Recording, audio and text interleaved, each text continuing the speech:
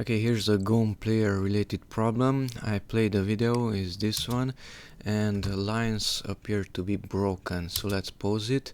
As you can see, the line is made of small pieces. It is not continuous.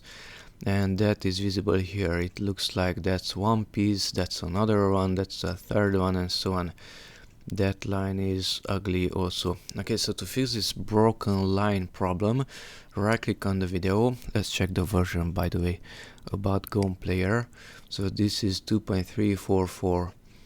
Okay, so to fix the problem, right click on the video, preferences, or just F5.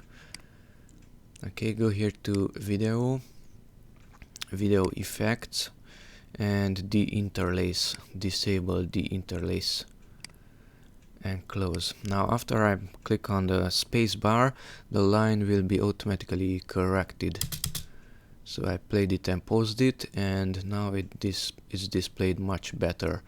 The line is it's made of one piece, it's not interrupted.